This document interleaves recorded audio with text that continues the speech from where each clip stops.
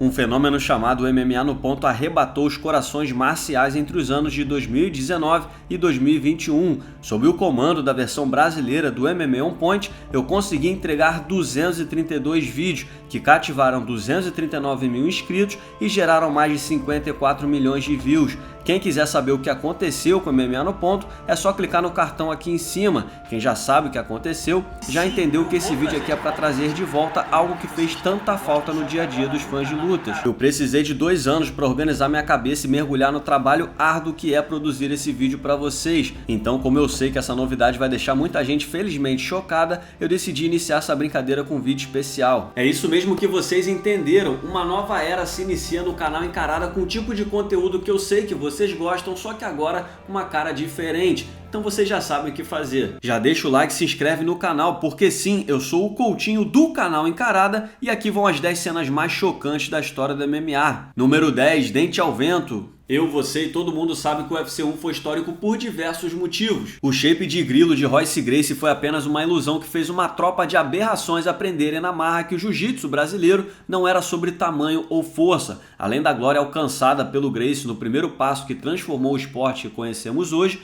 outros episódios ajudaram a eternizar e chocar o público que lidava pela primeira vez com uma modalidade pra lá de assustadora. E eu digo assustadora não só pelos personagens envolvidos, mas pela quantidade de causos curiosos produzidos numa só noite. Teve lutador de boxe com uma luva só, brutamonte, Fake Nutty! de sunga contra uma magrista de kimono. O resultado da combinação do encontro entre artes marciais diferentes foi antes do sucesso do jiu-jitsu da família Gracie, aquilo que foi taxado de rinha de galo humana. E na luta arbitrada pelo lendário João Alberto, o holandês Gerard Gordeau, representante do Savate, se esquivou da única tentativa de queda da luta e simplesmente bicou a cabeça do havaiano Tila Tully. A pesada foi tão sinistra que zuniu um dente do representante do sumô, papo reto, imagina a cena. É claro que da forma que o evento era vendido como entretenimento entre cascas grossas do mundo inteiro para saber qual a melhor arte marcial do planeta, quem estava na plateia em Denver, Colorado, naquele 21 de novembro de 93, não esperava ver uma troca de abraços pacífica, mas vendo a primeira luta da história, um homem de 185 quilos tomar um chute na lata e perder o dente deve ter sido pra lá de chocante. Número 9, sujou, Romero.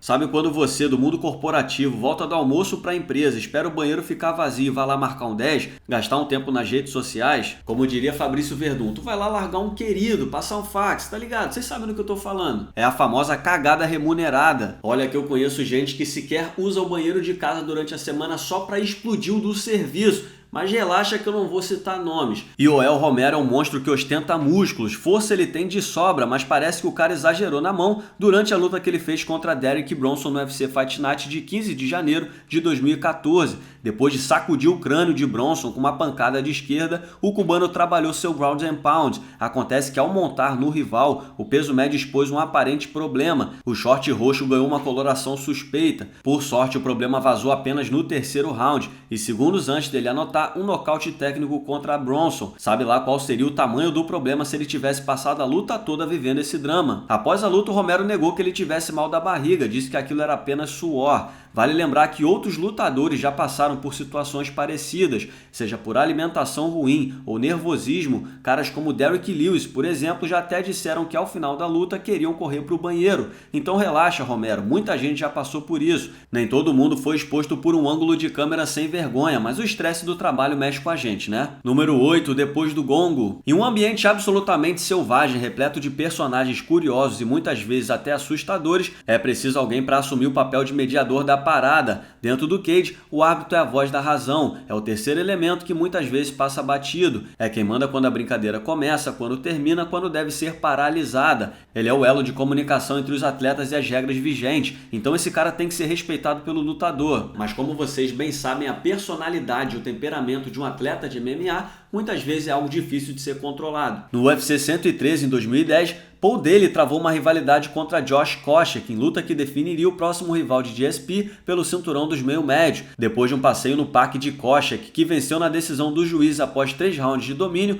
Paul Daley ficou pistola e simplesmente atacou o rival após o final da luta. Pausa para elogiar a guarda alta de Koscheck, olha a mãozinha direita dele ali pronta para se proteger do mal mesmo ao fim da luta. Mas fato é que o lutador britânico agiu covardemente tentando pegar o rival desprevenido e acabou laçado por Demir Agliotta, árbitro da luta que controlou a situação. Para quem acha que o cara se desculpou depois, Achou errado, otário? Pelo contrário, o bicho lamentou que seu ataque não nocauteou o rival. O que o Careca fez em relação a isso? Baniu Paul dele para sempre da organização. Número 7, Davi Golias da Agonia. Embora o UFC seja indiscutivelmente o evento que transformou o Vale Tudo no esporte que hoje nós podemos saborear, não tem jeito. O Pride tem um lugar especial no coração de todo fã de lutas. O evento japonês coroou os gigantes da modalidade como Fedor Emelianenko, Rodrigo Minotauro, Vanderlei Silva, Maurício Shogun, Dan Henderson, entre outros. Muita gente escolheria assistir o Pride se passasse ao mesmo tempo que o UFC. E parte desse interesse vem dos famosos freak shows que eram algumas lutas. O UFC foi necessário para tornar o Vale Tudo um produto comercializável, com regras que fossem impostas por comissões e gerassem credibilidade junto a novos parceiros e patrocinadores.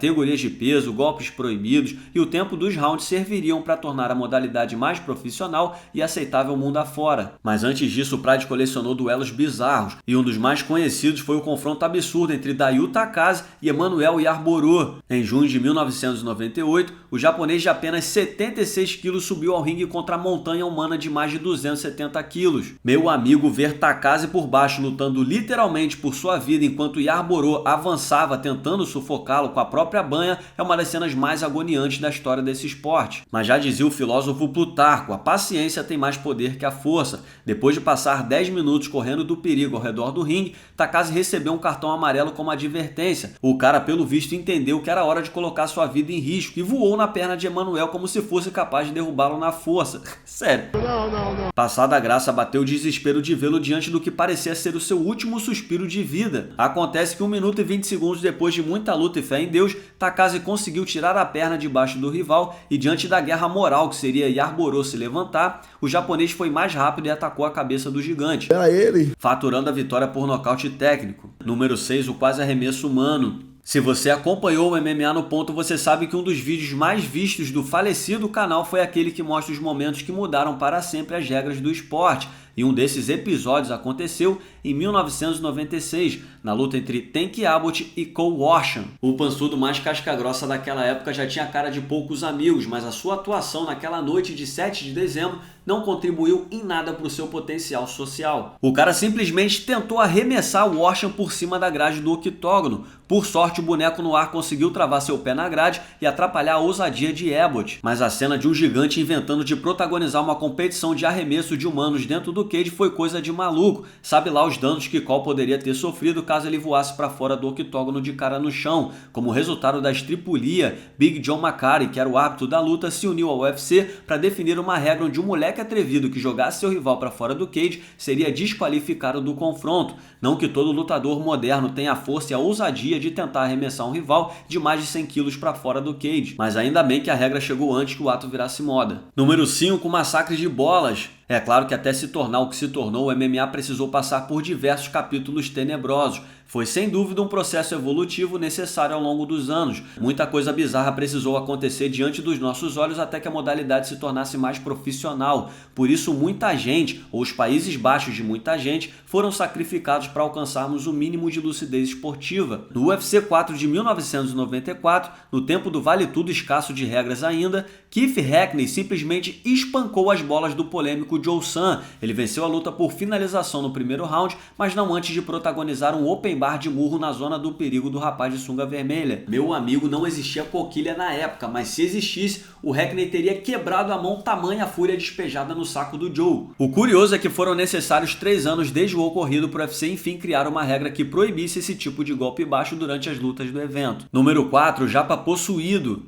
A primeira lição de qualquer arte marcial ensinada nas academias é respeitar o seu rival. Se você não aprende sobre respeito no lugar onde você treina, você está treinando errado. É claro que em 2023 a gente precisa confessar que se diverte horrores com trash talk e muitas vezes de gosto duvidoso, mas nada é mais valioso e dá orgulho do que ver 2 atletas rivais se respeitando antes, durante e após uma luta. E exatamente por isso tem situação que é inacreditável. Shinya Aoki disse ao MMA Junkie que algum tipo de força inexplicável tomou conta do seu corpo no show do Dynamite Dynamite de 2009. Não bastasse o cara quebrar o braço de Mizuto Hirota, ele ainda o humilhou, lançando o dedo do meio em cima do rival caído, depois estendendo o carinho à plateia e saiu correndo da arena. É claro que o Hirota tinha que ter batido quando a finalização encaixou, mas ver um lutador esculachar o rival dessa forma é disparado uma das piores cenas que podemos presenciar nesse esporte. Como resultado, Aoki foi demitido de uma academia da posição de treinador por conta do ocorrido, mas não parou por aí. Ele repetiu a dose em 2014 depois de aplicar um twister em Yuki Yamamoto. Finalização, check. Provocação, check. Dedo do meio para geral, check. Lamentável. Número 3, lesões graves. Ih, rapaz.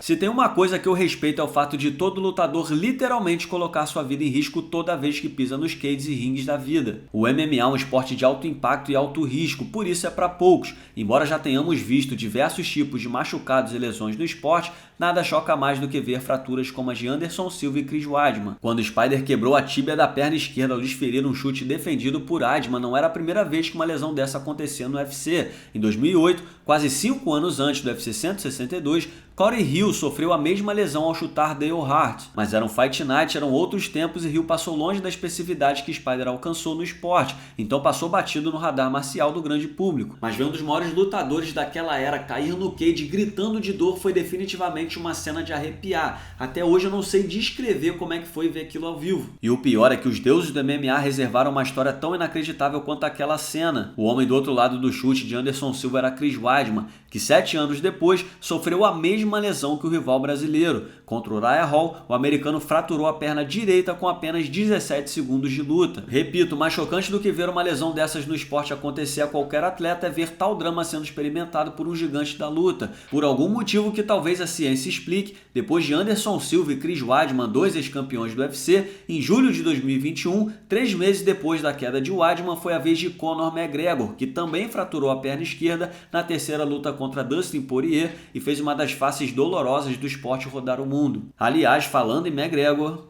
Número 2, fúria generalizada. Khabib Nurmagomedov e Conor McGregor foram os responsáveis pela maior venda de pay-per-view da história do UFC.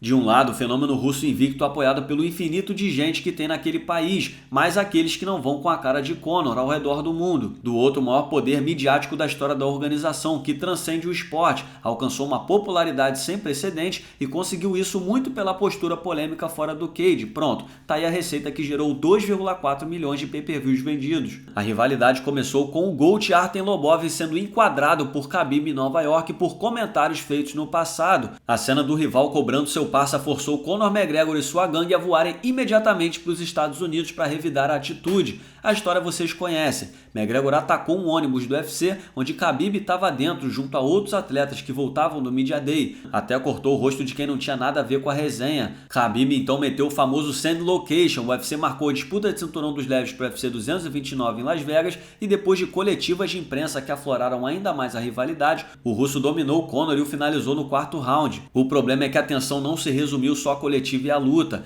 A ira que McGregor e seu time conseguiram despertar em Nurmagomedov foi tão grande que nem depois de forçar o irlandês a desistir da luta, Khabib ficou satisfeito. O russo pulou a grade do octógono e foi de voadora para cima da equipe do irlandês, gerando uma confusão histórica. Sério, não importa o tamanho da rivalidade, o evento mais visto da história do UFC terminou em caso de polícia, uma briga generalizada dentro e fora do cage manchou um dos maiores shows da história da organização. A tensão foi tanta que Dana White sequer entregou o cinturão a Khabib após a luta no octógono com medo de como o público pudesse reagir. Que zona! Número 1, a lapada no dragão. Uma coisa que sempre me chamou a atenção quando eu era mais novo era a salva de palmas que as pessoas costumavam fazer em homenagem ao piloto do avião quando o cara pousava a aeronave em segurança. Ora, esse não é o trabalho dele? Pô, convenhamos, ninguém nunca me aplaude quando eu subo vídeo no YouTube do canal Encarada, certo? E mesmo que aplaudisse, a verdade é que eu não iria ouvir, afinal, eu estou na minha casa e eu acho que os coroas do meu prédio não acompanham o meu trabalho. Fato é que existem diversas formas de se expressar seu respeito por um trabalho bem feito.